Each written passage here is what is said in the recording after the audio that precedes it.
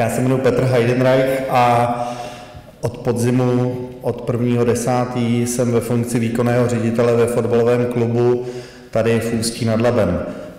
Nejsem úplně nováček ve fotbalovém prostředí ústeckém, protože předtím jsem byl 8 let členem představenstva fotbalového klubu a buď to všichni víte, nebo vám to teď řeknu, že během podzimu došlo ke změně té vlastnické struktury nebo k obměně té vlastnické struktury.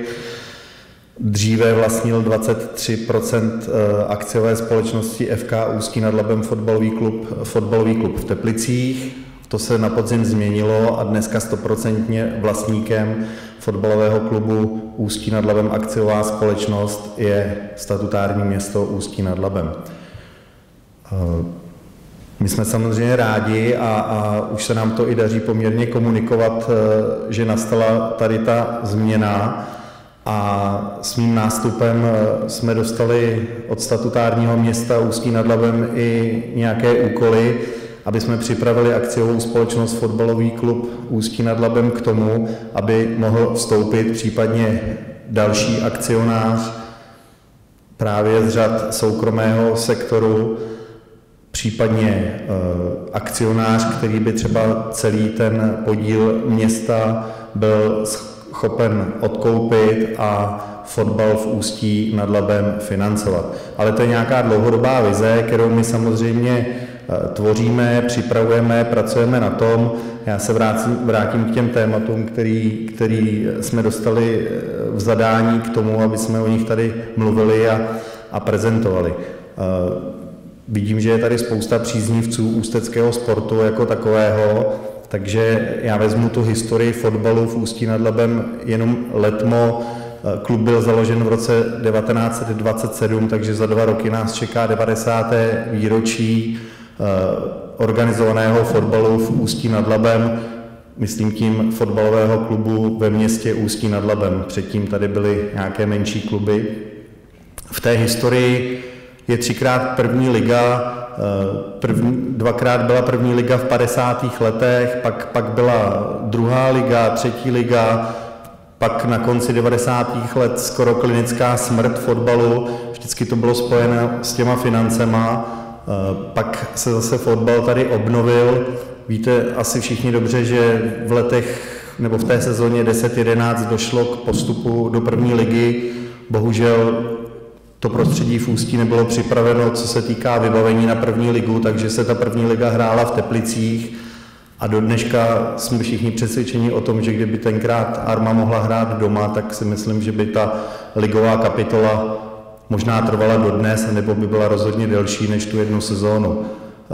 V další sezóně fotbalisté FK Ústí nad Labem ligu znova vykopali, ale bohužel změnily se podmínky na fotbalové asociaci a tím pádem už se nemohlo hrát mimo město, odkud klub pochází, tak tudíž Ústí nemohlo postoupit do první ligy a nemohlo první ligu hrát. V té době tady probíhaly velmi široké diskuze a přípravy toho, že se začne stavět nový stadion. Ten stadion je dneska postavený a já tady z toho místa děkuju městu, že se této záležitosti takhle chopilo a vytvořilo podmínky pro to, aby případný další postup do první ligy mohl být o tom, že Arma bude hrát první ligu fotbalovou v Ústí nad Labem. To je další z cílů, který my dlouhodobě máme. Máme za úkol vytvořit takové podmínky, aby jsme se ekonomicky a sportovně připravili na to, že bychom do té první ligy mohli vstoupit. Ve fotbale je to trošku dražší než ve volejbale a basketbale, ale není to zas tak úplně dramatické. A dneska pracujeme s nějakým rozpočtem asi zhruba 15 milionů, co se týká akciové společnosti. Není v tom zahrnuta mládež, ale dohromady ten klub dneska se účastní minimálně v mládeži v žákovských kategoriích všech nejvyšších soutěží v České republice. V dorosteneckých kategoriích na tom pilně pracujeme, tam jsme zatím všude v druhé lize ale samozřejmě připravujeme se trenérsky a licenčně na to, aby jsme byli schopní se dostat i v dorosteneckých kategoriích do těch nejvyšších soutěží, protože to je pro nás předpoklad k tomu, aby jsme jednou mohli vytvořit nějaký kmen hráčů a podmínky pro to, aby jsme i sportovně stačili na první ligu, a chceme to také postavit na odchovancích. Také máme v minulosti odchovance, připomenu Jirku Jarošíka, reprezentanta fotbalového, který prošel reprezentací a já nevím, jestli ještě je pořád světovým rekordmanem v titulech v různých zemích. Víte o tom, že má i titul s londýnskou Chelsea a další hráči, kteří prošli tím ústeckým klubem ve své minulosti.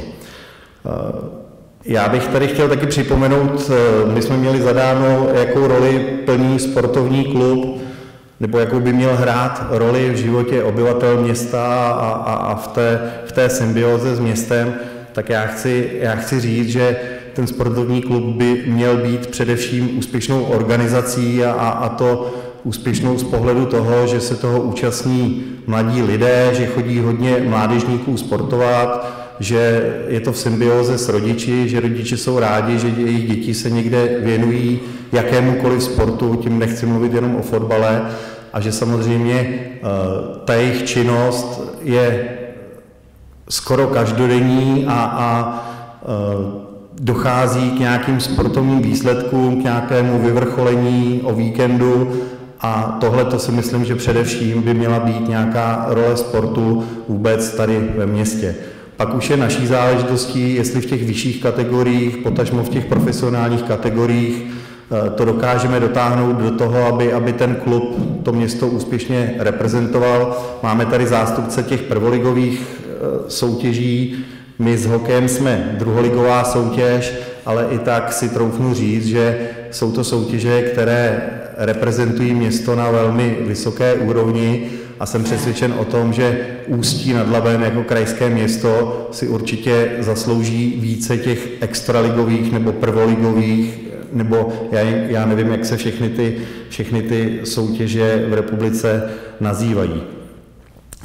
Nechci utíkat od té mládeže, ale tam je skutečně velmi důležité, a já si z této pozice troufnu říct, že sport je nedílnou součástí života obyvatel jakéhokoliv města, nemyslím tím jenom Ústí nad Labem, a v mládeži se tvoří takový základ pro budoucí zodpovědné obyvatele jakéhokoliv města, protože když si vezmete, že od malička ty děti žijí v nějakém režimu, vnímají trenéra jako nějakou prvotní autoritu, každý den se věnují nějakému svému sportu, tak z té zkušenosti dlouhodobé, a moji starší kolegové to určitě tady potvrdí, si troufnu říct, že sportovci jako takoví mají hodně daleko k takovým těm patologickým a sociálním nešvarům, které se pořád zmiňují na různých fórech. Vím, že to tady zaznívá i na zastupitelstvu, takže ten sport je velmi dobrá prevence proti těmto špatným jevům. A chci říct ještě jednu věc, že všichni se tady bavíme o profesionálním sportu. Profesionální sport je zajímavá disciplína, která velmi dobře reprezentuje jakékoliv město na té republikové, potažmo i nějaké mezinárodní úrovni, ale já chci říct, že ten sport je takovou součástí života, že z těch sportovců, kteří se neprosadí potom do té profesionální sféry, tak vyrůstají potom občané tohoto města, kteří ty hodnoty, které nasdíleli ve sportu, tomu městu vždycky vrátí. A proto jsem velmi rád, že statutární město Ústí nad Labem podporuje sport v Ústí nad Labem, že je připraveno v rámci koncepce preferovaných sportů zvýšit svoji podporu, myslím tím nejenom finanční, ale i takovou tu duševní, a je připraveno statutární město zvýšit svoji podporu všem preferovaným sportům, a